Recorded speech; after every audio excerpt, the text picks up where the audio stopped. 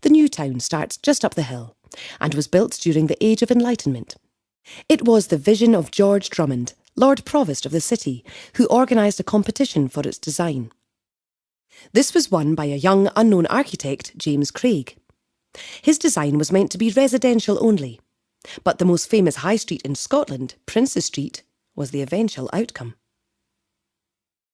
The street was originally called St Giles Street, but was changed as it reminded King George of the district of the same name in London, notorious for its lowlife.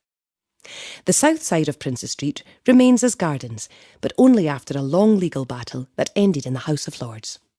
The new town was very much the physical embodiment of both the Enlightenment and the Act of Union. The street plan was based on a Union Jack, and the street names are very politically correct for the period. George Street, Princes Street, Charlotte Square, York Place, itself a continuation of Queen Street.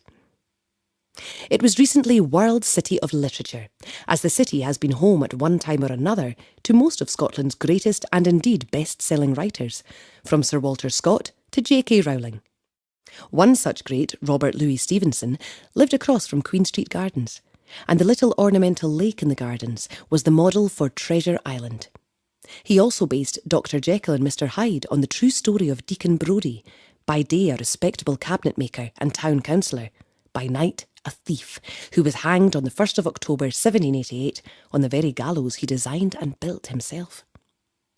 The new town took many years to complete, and one of the latter additions is Rothsay Terrace, built in the Victorian period.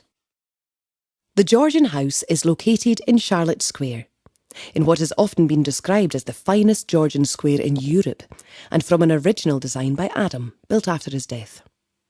Next door is Bute House, residence of Scotland's First Minister. The Georgian House is another of the properties of the National Trust for Scotland.